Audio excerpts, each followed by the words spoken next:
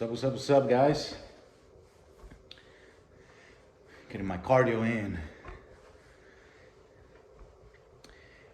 Anyway, let's have a little bit of conversation today about opportunity, right? So, ever since I can remember, when I first moved to Arkansas, when my parents decided to make the move to Arkansas, I've always heard people make comments such as, man, I wish I would have done this. I wish I would have bought that property back then. I wish I would have gone ahead and purchased that house back then. A lot of regret happening. And what's interesting is, even when I first became a real estate agent, I think it's got to be coming up on 5 years already. Even some of my earlier clients, buyers, that I would recommend to buy in a certain area or certain spot that didn't want to do it at the time for whatever the reasoning was. I come across them now, and 9 times out of 10, they'll tell me, remember that property you told us to buy? Well, we wish we would have listened to you, okay? Have a particular couple that approached me. They found this home in Bentonville on Zillow about, 3 years ago, I think it was, near Walton Boulevard. And it wasn't a very huge home. It was, 3-bedroom, 2-bath. I don't know, I think it was like 1,200 square feet or something like that. Starter home for sure. House was decent, definitely decently priced for what it's worth right now.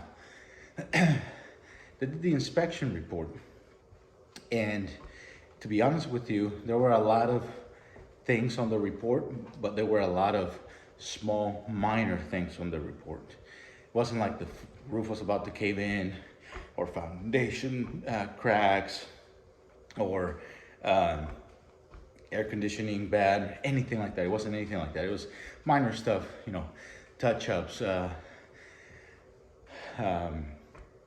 maybe light fixtures cracked and things of that nature. But there was a lot of little things.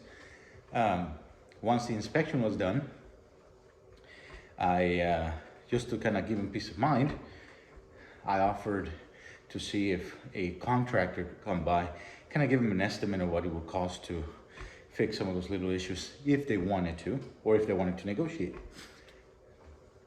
So a friend of mine that owns a construction company did me a favor, went and looked at the property with them, walked it, went through the report, and he agreed that very minor, and I think the repairs, even if they were to pay him, it was well under $1,000, cheap. Anyway, because they were first-time home buyers, they got a little scared off because of it, and which is understandable.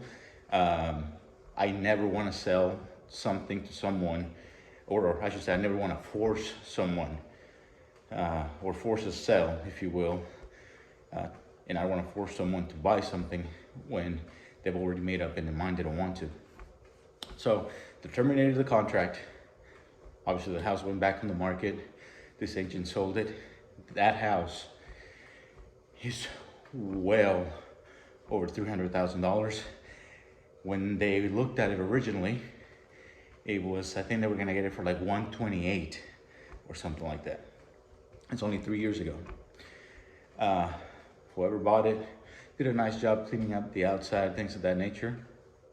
And about a year and a half ago, give or take, the same people came back to me, because after they had that situation, they kind of decided not to keep looking. And the first thing they tell me is, you remember that house that we were under contract that we decided to terminate? I said, yeah, I remember. It's like, man, have you seen what that house is worth now? I said, yeah, I have. And they said, man, I wish you would have slapped us, and this is what he said, I wish you would have slapped us into waking up at that time and understanding that that was a hell of a deal. But again, this happens a lot, right? And what I've learned is, even in the house that I currently live in,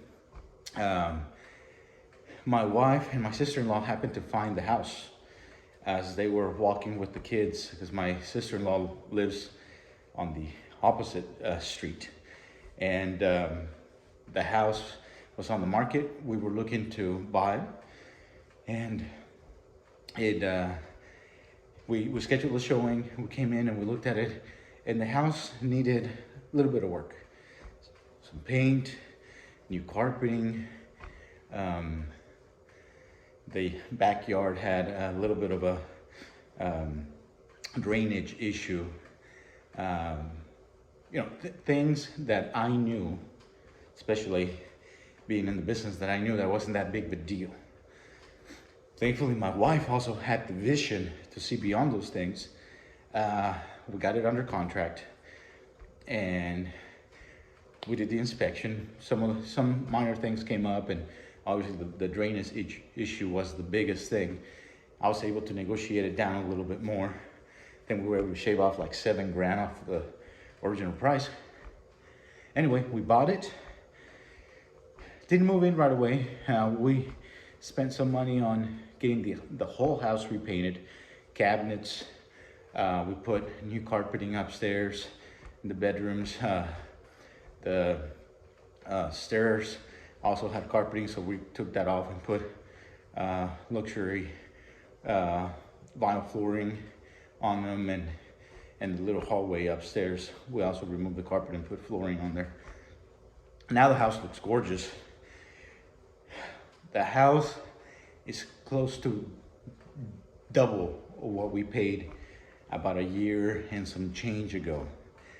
So I say this just so that you can also understand that there's opportunity everywhere, right? If you can have a little bit of vision, and not just with real estate, as far as homes, it can be anything, it can be yourself. If you have a vision for yourself, if you feel like you're stuck right now, but you know that you can better yourself, you can begin reading books, you can begin exercising, you can begin hanging around people, influential people that are gonna influence you.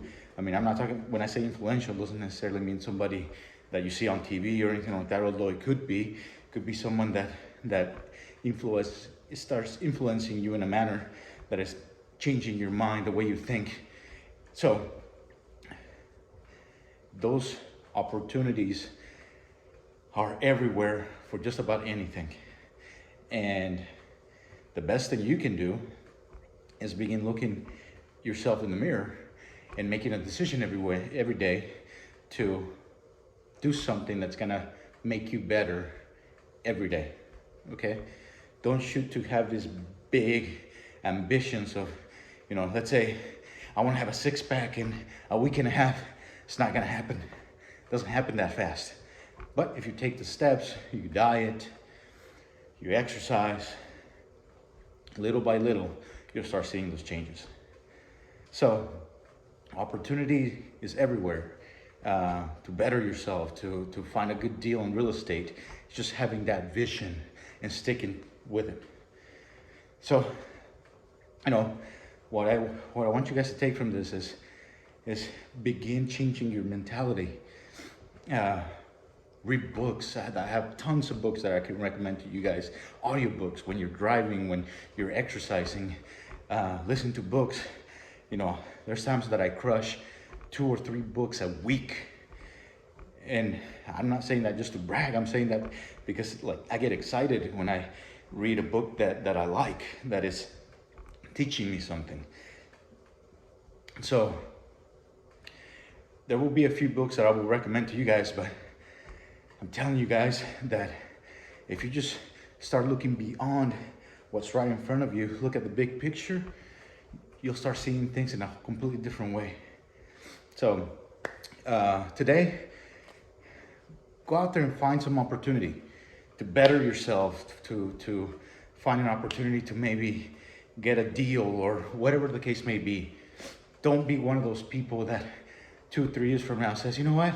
I wish I would have done what he said, or I wish I would have bought that, or I wish I would have started dieting or exercising, whatever the case may be. Do something today. Take action. All right, guys. Talk to you soon.